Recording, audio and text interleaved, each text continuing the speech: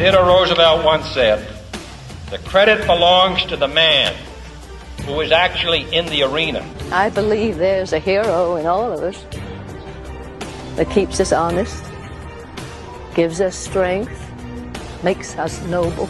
So that his place shall never be with those cold and timid souls who know neither victory nor defeat. Seize the day. Whose face is marred by dust and sweat and blood. Who knows the great enthusiasms, the great devotions, and spends himself in a worthy cause. And I'm gonna stay right here and fight for this lost cause. You've got to get mad. I mean plumb mad dog mean. Our deepest fear is not that we are inadequate. Our deepest fear is that we are powerful beyond measure. Who at best, if he wins, knows the thrills of high achievement. And if he fails, at least fails while daring greatly. I'm gonna show you how great I am. The Soviet Red Army liberated Auschwitz 75 years ago today and took the pictures that forever etched its horrors in our minds. Now those images have been colorized in a new History Channel documentary. Some, though, don't need enhanced pictures to bring back those vivid, terrible memories. A few remaining survivors have returned here. In their 90s now, they've come for a reason and with a message. And it should never happen again. David Marks is 91 now. He was 16 when he was crammed into a cattle car with thousands of others and brought here from Hungary. This is not only his first time back, it's his first time talking about it. I didn't talk about it with my children. I didn't want they should know what I went through. You wouldn't speak to them about it? I didn't speak to them at all. He didn't tell them of the watchtowers and the wire and the filth and the starvation. And he didn't tell them what happened during the horror of the selection process when camp officers decided who might live for a while and who would die. So you were selected for work, and your father and your brother were sent immediately to the gas chamber. That same day, 35 members of my family were burned, were cremated the same day. World Jewish Congress President Ronald Lauder says there's another reason the survivors need to tell their stories now. Are you concerned at the rise of anti-Semitic incidents, particularly over the last few years?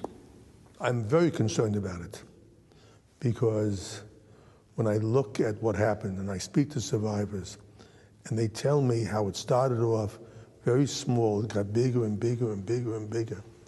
Is that what you're seeing? I'm seeing that same thing. Hi once again, everybody. I'm Ed Berliner, and welcome to this special edition of The Man in the Arena. A brilliant report from CBS and CBS This Morning, commemorating 75 years after the liberation of Auschwitz.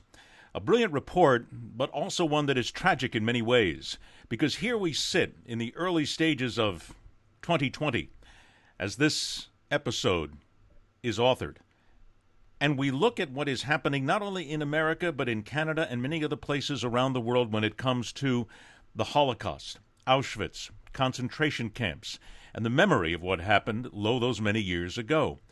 There is a tendency, for some reason, for people to forget what happened. You may remember, and of course those of us of a certain generation will always remember the phrase, never again, never forget, those words that are constantly spoken. But it would seem that far too often we are forgetting what happened. Why is that? And why is it that the younger generation specifically is not in many ways being taught what happened? Because should they not be the ones who take it forward into the future and help us to indeed never forget? Let's talk about that and so much more here today. My guest is a former reporter for the Chicago Tribune. She has taught at Northwestern University's Medill School of Journalism. She has written for the Washington Post, the Wall Street Journal, Fortune, Forbes, U.S. News and World Report, many other publications, plus a number of books, one that is very personal, which we're going to talk about here today. And not only that, but what she does when it comes to educating those who are in desperate need of education to make sure that the Holocaust never goes away from our mainstream of thinking. It is a pleasure to welcome into the show the author, indeed, Fern Schumer-Chapman, joins us today on The Man in the Arena. Fern, thank you so much for being here. Thanks. It's great to be here. Thank you. The reason why I had originally contacted you was just because of that education need. Because while we sit here looking 75 years back on the liberation of Auschwitz, and we'll certainly get into the fact that many people don't even know what that word is today, which was incredulous to me to find out that there's a faction of this country, not even just millennials, but others of other ages who don't even know what the word means. My idea was to talk about education. You have written about this, but not from a standpoint of the camps, but from the situation and the point of your mother, which we'll talk about here. But what is it about your own personal experiences as you researched, as you looked into it, and then also found out yourself that there's simply not enough education being afforded the young people when it comes down to the Holocaust and what happened in Germany? Well, first of all, of course, survivors who do go into the schools to some extent are getting older and older. And so you're going to see a decline in their presentations in the schools. But there are other issues as well. And I think in your introduction, you quoted the man who said he didn't want to tell his children. Well, my mother did not want to tell me. It's a horrific event in history, and people are very reluctant to discuss this kind of devastation and to think about human nature in that very dark way. Is it not fair to say, I guess, in some ways, that I've spoken to a number of World War II military veterans. They almost seem embarrassed to talk about the fact when they're... It's an interesting point you make, because it doesn't matter what side you're on, whether you were a liberator, whether you were a victim, whether you were a perpetrator, there is a great reluctance. And I think it's because it's very traumatizing, and people are reluctant to tell of traumas. They can't tell of those traumas. And I actually had this amazing experience with a liberator. I went to a nursing home and spoke, and a man called me over into the corner and said, you know, I'm 90 years old and I've never told my children this. And I said, well, what's that? And he said that I was a liberator. And I said, well, why didn't you tell them? And it was too devastating to discuss. Let's talk then about education, because that certainly is part of it here. When did you decide that it would be your mission, if you will, to get into the schools? And your mother becomes a big part of this, and I have to, before we even start talking about this, I have to show everyone this picture, which I think is a brilliant picture, which is your mother speaking at a school, and you with her there, and you've even mentioned that your mother has become something of a rock star when it comes to these young kids that she's talking to. When did you decide that this was going to be something you needed to do? Well, of course, I didn't set out to have all of this happen. My mother never spoke of her own history, as I said earlier. It was simply too painful, and she didn't ever find a moment when she could open up about what had happened to her in her early life. And as a result, I knew very little of what had happened. She had no mother, no father, no childhood stories, no family legends, no religious traditions. She had cut off her own history. And it seemed to me that I was never to ask. The past was like a busy intersection, which I was to avoid at all costs. So out of the blue, after never speaking of her history, she suddenly comes to me when I'm 6 months pregnant with my third child and says to me she wants to go back to her small hometown in Germany. And this was 1990. But wait a minute. How shocking was that to you, that a woman who had never wanted to speak about it suddenly said, I need to go home? It was absolutely shocking. And of course, I just couldn't imagine that I could go at that moment. I said, now? And she said, yes, now. And I said, well, I'm not even sure I can travel. And anyway, she was very insistent. I think she felt she was getting older. I think the other piece of this is my mother's family had lived in this little town for 200 years. There were 2 Jewish families and 2,000 people. She felt very much a part of this town. And she was so young when this happened that she was absolutely bewildered by the experience. Her older sister was 14 and a half, and she felt a lot of rage towards the Nazis for robbing her of her family and her homeland and her friends. But my mother was simply too young. And as a result, she wanted to go back and find out, why did this happen? How could you do this to my family? What did she find? Well, it was a very different experience than you might imagine, because this was a very small town. So everyone in this town had a sense of what they had or had not done during this very crucial moment in history. And the reactions ran a range from those who begged us for forgiveness and others who absolutely denied that they ever knew the family, that the Holocaust ever occurred. So it was a bit of whiplash in that way. And my first book, Motherland, captures the experience of going back to this small hometown, how the Germans received us, and the transformation in my relationship with my mother. Because when a parent will not discuss their history with a child, the child feels a sense of that they've been denied their personal narrative. And so suddenly, when my mother was finally willing to open up and talk about her history, I was able to feel closer to her and certainly much more empathy for what she had endured. Now, in the books you've written, there's Motherland, and then there is also the book that talks about how she had met her friend from years ago, actually in Germany. Those are 2 different books, correct? Well, I've written 5, and the second book I wrote is actually used in middle schools, and it's called Is It Night or Day? And it is about my mother's childhood immigration journey as an unaccompanied minor. She met another unaccompanied minor on the ship in 1938 to the United States. And the 2 became inseparable. And part of the reason was they had both left everything behind. They felt very adrift. They were cut off from their families and their home and their friends, and they were only 12. So really, I mean, these are unaccompanied minors before we even have the label. Of course, throughout history, children have been coming to this country all by themselves for many, many different reasons. And in fact, the title of the book, Is It Night or Day, comes from the Lost Boys, who are the children who were fleeing the civil war in Sudan. These were the 2 ladies who met in Seattle, correct? Your mother made that trip to Seattle to meet this lady? Right. Okay.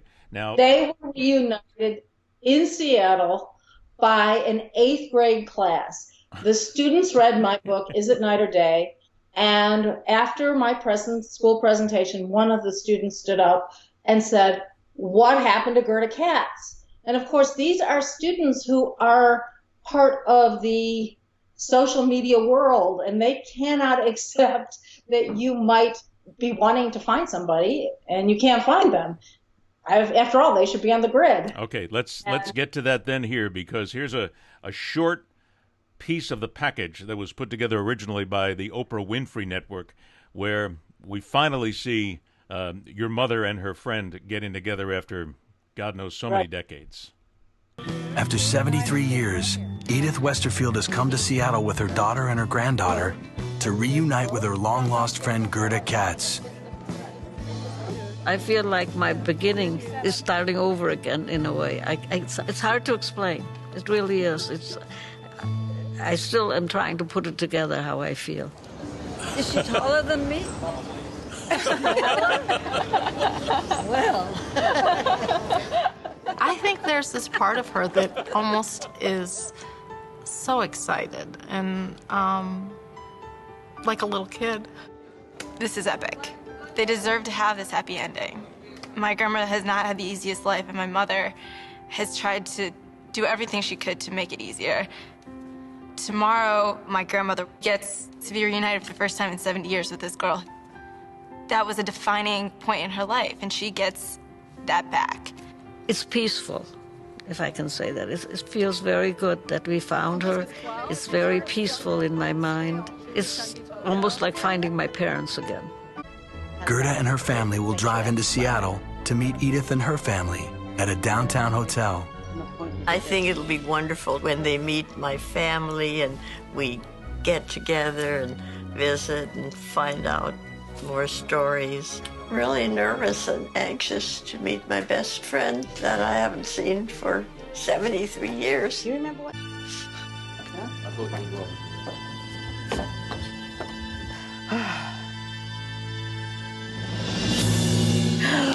Oh my goodness! That's you? That's you? It's me. You look beautiful.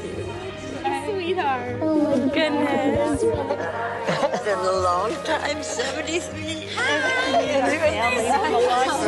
How are you? Very excited. I wish we would have been in touch. I think we could have helped each other. And I'm glad you did this. I thought about it many times. I did too. But there was no way of getting in touch with each other. I had no address of yours. So we'll do the crying later. I've been doing enough for both of us. My best friend that I haven't seen in 73 years. That's the one line that stuck with me in that entire piece, because they managed to hold that friendship for so many years, and it seems as if that's the bond which we miss many times, because your mother was so lucky where her parents put her aboard a ship to get her to the United States before Germany turned into the despicable power and that it had, and became so destructive towards the Jewish, not just the Jewish people, but so many others. And I'm curious now, because I was watching you in the monitor as you're looking at it. That was how many years ago were they met? So that happened in 2011. It's been quite a few years, but it still is one of the highlights of my life. Is Gerda, I know your mother's still, is Gerda still with us? Gerda has passed, but the two resumed their friendship for 5 years, and they spoke in English and German twice a week, and really derived a lot of comfort from one another. I think that both of them felt that no one understood this deep uprooting except each other.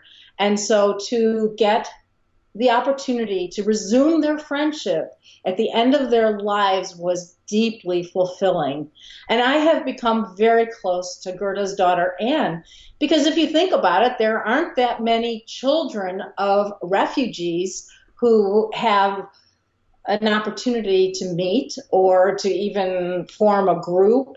It's not like the children of survivors where there's actually a distinct identity. In our case, our numbers are very few, and yet we have very specific things that we share, very specific pathologies that we share. So then let's talk about that education side. Let's bring ourselves back here, because your mother has gone with you to many of these events.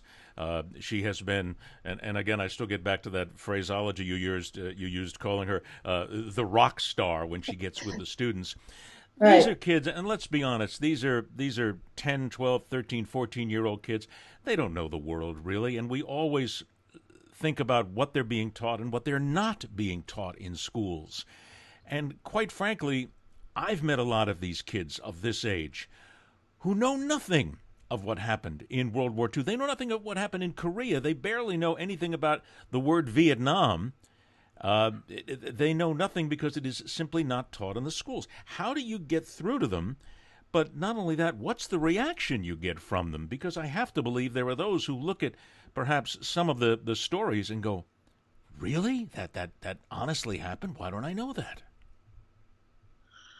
Well, the children deeply identify with my mother, Edith, because they're roughly the age she was when she came to this country all by herself.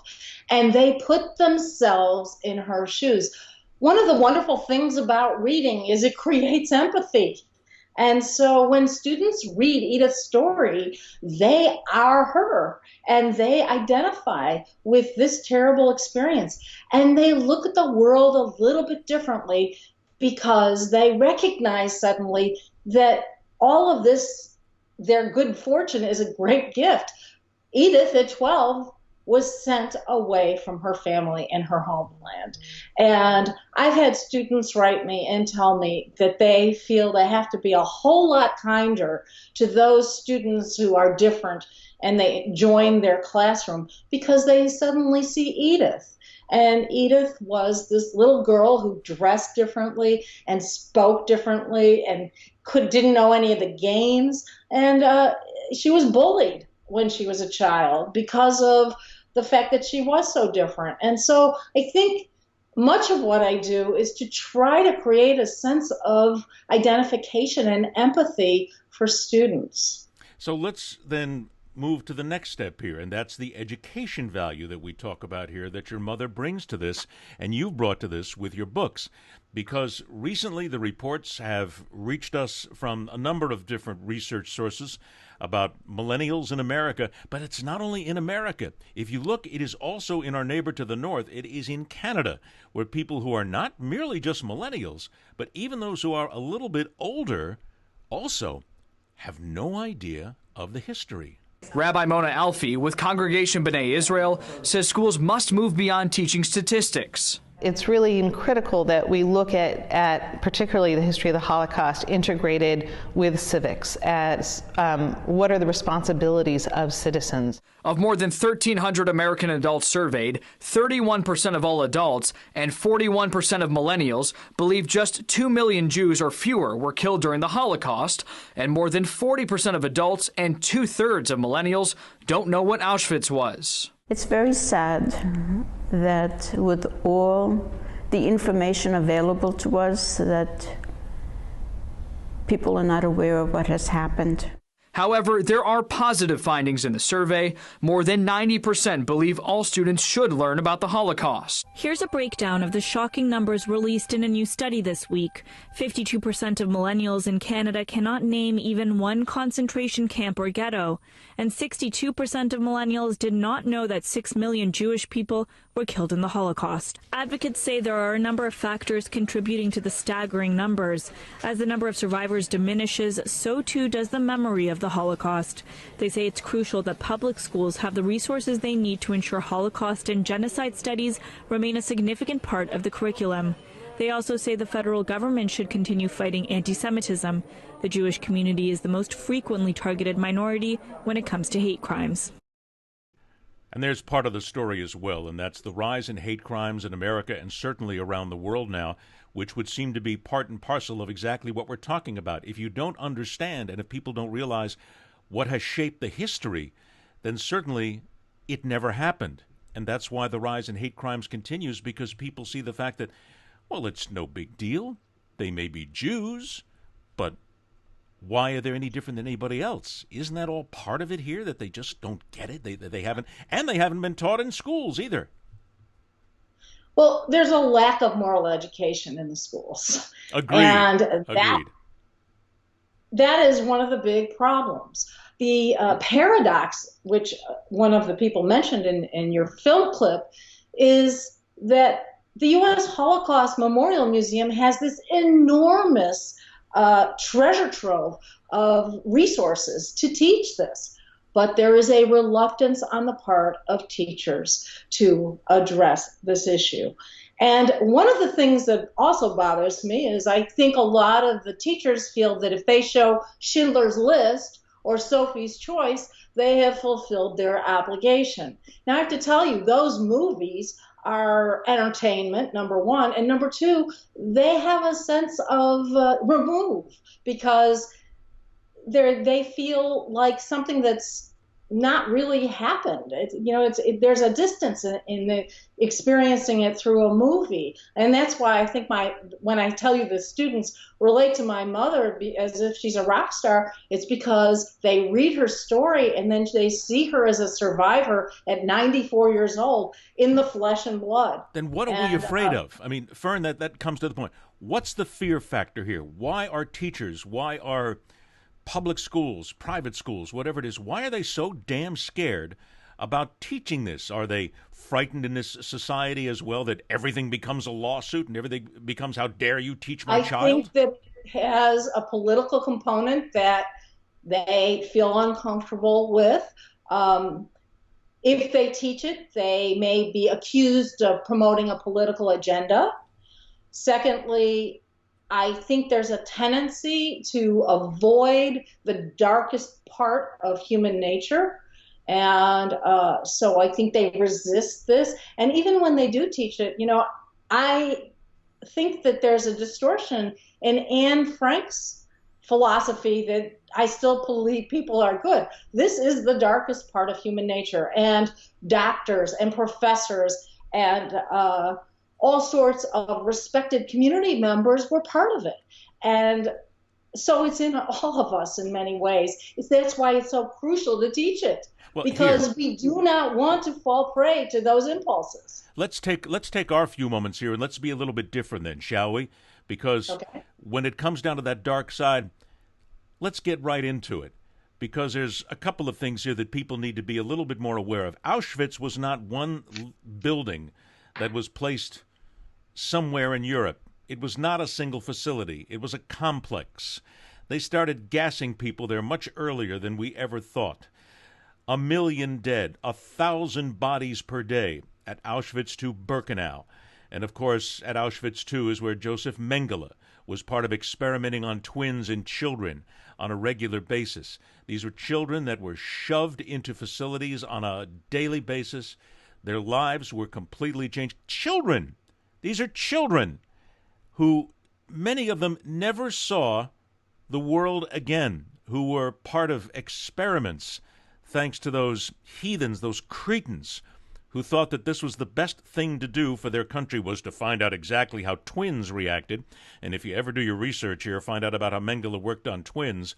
And let's give everybody something else here. If you think it was only just a few camps here and there, try looking around what actually happened in Europe between 1942 and 1944, how so many people were taken from different parts, east, west, south, and they were moved into these camps on a daily basis.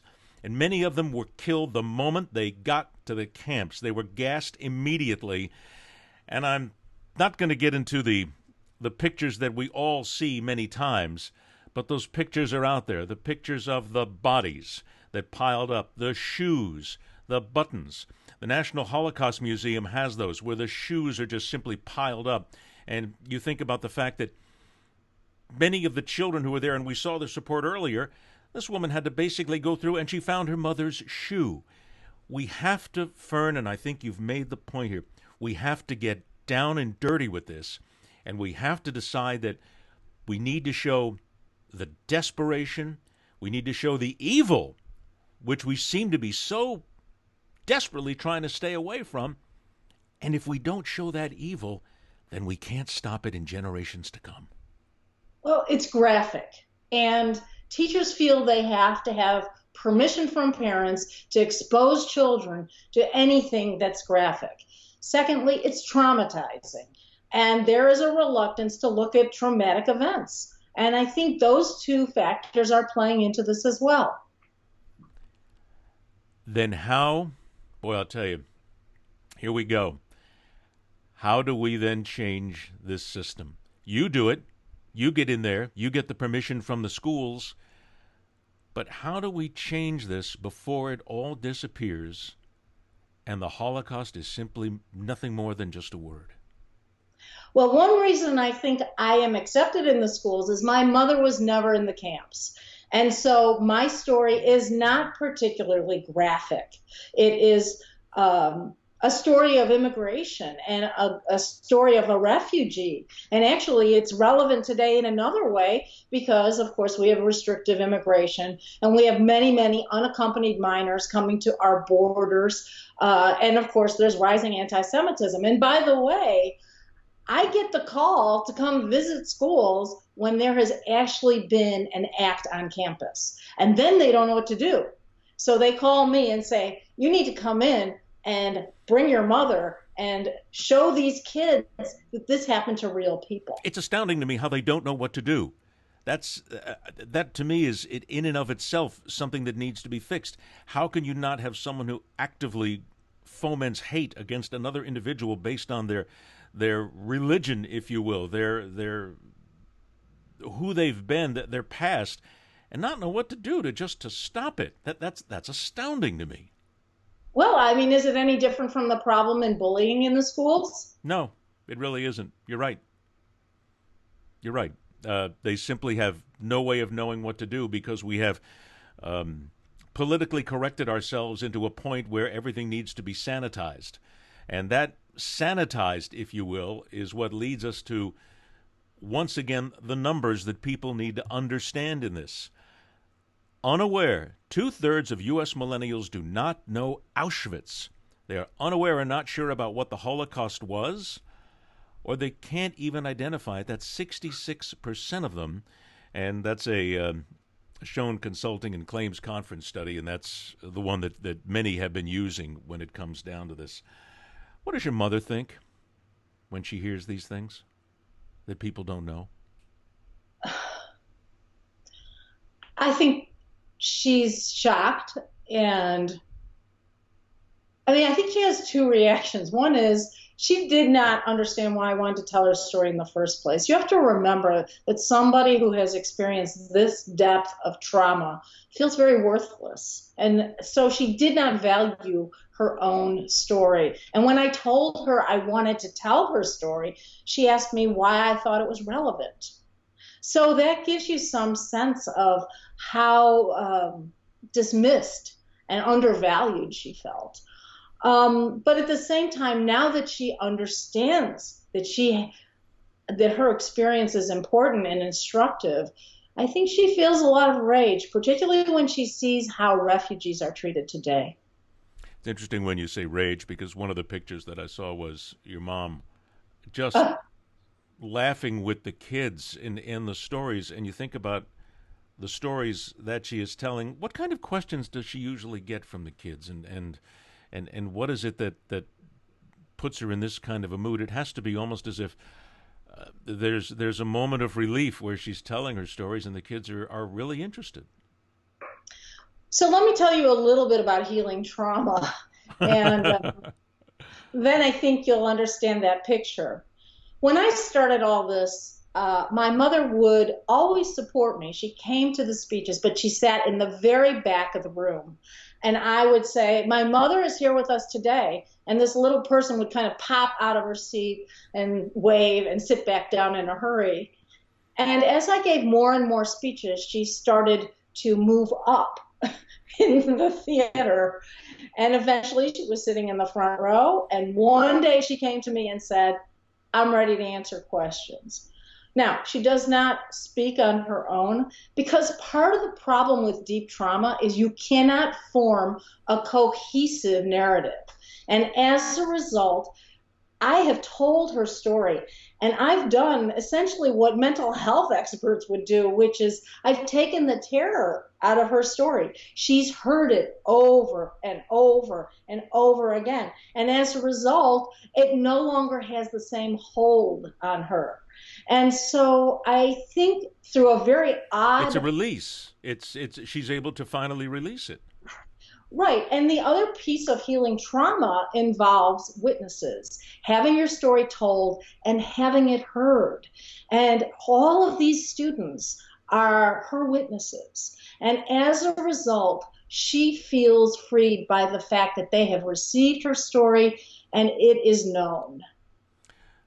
I also had to make sure that we got this picture in here because I've just seeing your mother barely comes up to this young man's waist, if you will, in so many ways. This is Landry.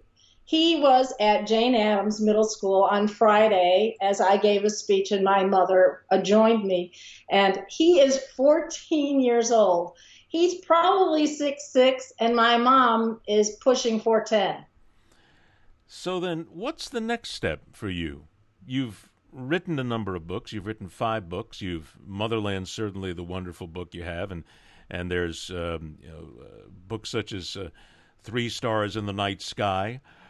This is Gerda's story. Which is so Yep. Gerda's family actually survived, but she was separated from her family for 21 years. They had gone to the Dominican Republic, where Rafael Trujillo, the dictator of that country, agreed to have Jews come to the country because he wanted to lighten his race.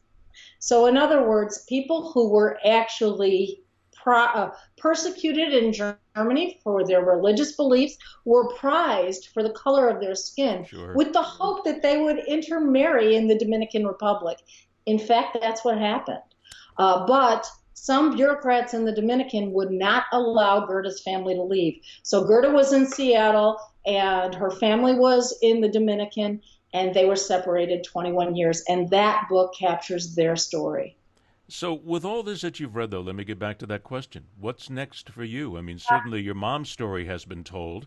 There's a million stories, which we're always looking for here on The Man in the Arena.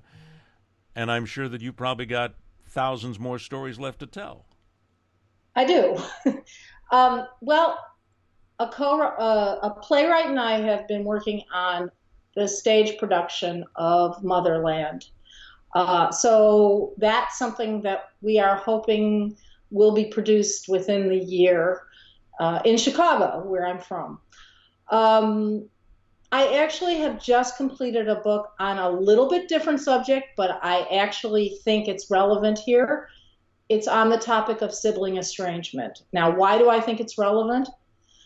In part because these families that were part of the Holocaust were so damaged by this experience, and that experience is transmitted and handed down to the children. And my brother and I actually had a very limited, if actually no relationship for many decades. And he and I have recently reconciled, and he has been supportive as I've tried to explore this very serious topic of siblings and why they become estranged. Before we close out, and it's been marvelous, and we're going to talk again. Believe me, we're going to have to do this again because there's so many things to tell. This has been wonderful for me. I want to, people need to understand, and there's another great story recently that was done by the folks at CBS that a good portion of it here I'm going to play, because this is one of the reasons why we need to ensure that issues such as these are taught, and taught now, because this is 2020 as we speak. Every single day, there are fewer witnesses to what happened during the Holocaust, and thus we have fewer live stories that can be told. Your tattoo. A5812. The tattoo on Shirley Getzman's left arm has faded. The memories have not. When did they put this on you? About the first week when I got there. In 1944, Getzman, then 17, was pulled from her home and eventually separated from her family. Only she and her brother survived. Her parents and grandmother were killed, along with more than 1 million other Jews at the Nazis' largest concentration camp. This is my first job. Sorting shoes. Yeah. Shirley found her mother's shoe inside crematorium number 4, where she was forced to work. I made a fast decision. I cannot take it with me. I left it. Did you say goodbye? No. When you saw the shoe? No, I didn't say goodbye. I just said, she is dead. We met Shirley at the Museum of Jewish Heritage, inside the exhibit called Auschwitz, not long ago, not far away. Every button was touched by fingers of a person who was murdered. It is the life work of Robert Jan van Pelt. Shirley is a witness, And the burden that the witness carries on her or his shoulders is immense. At the end of the day, Fern, is it not seriously just about bravery? Just when we look at telling these stories, and schools and kids and millennials and even adults, is it not just about the bravery that we need to face what happened in our history and make sure that it doesn't go away and doesn't fade? I think so. I think it's very important for teachers, particularly, to have the bravery to face administrations and parents, to teach moral education, and to use this particular moment in history as very instructive for the dangers of human nature and the darkness of human nature. And if we don't teach it, we are likely to stumble into it again. For those who are listening on the podcast, FernSchumer-Chapman.com is the website to go to. You will find her books there. You'll find out more about her. Is there, on your website, do you list the places that you are going to speak, or how do people find out where you're going to be?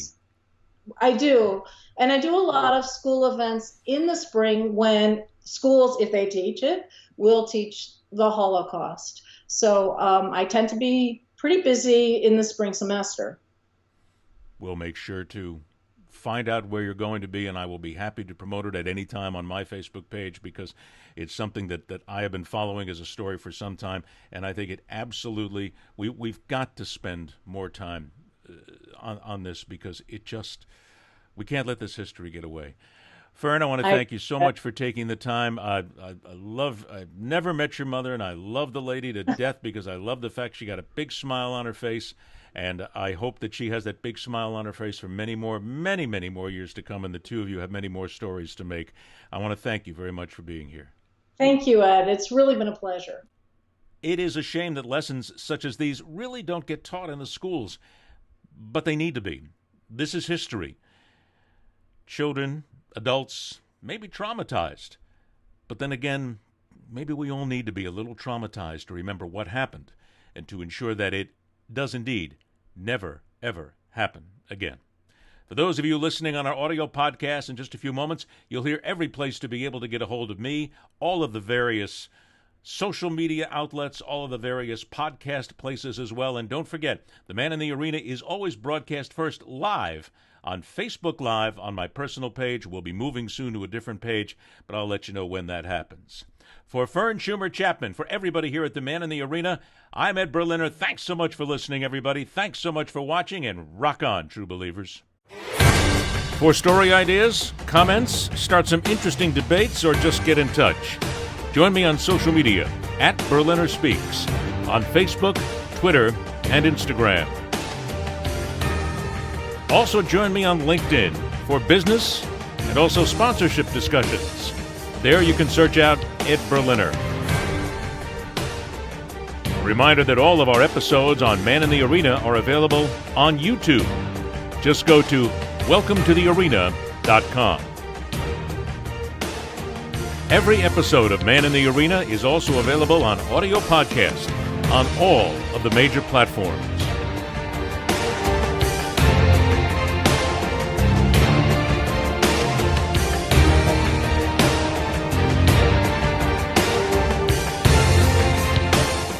This has been a presentation of Entourage Management, LLC and Entourage Media.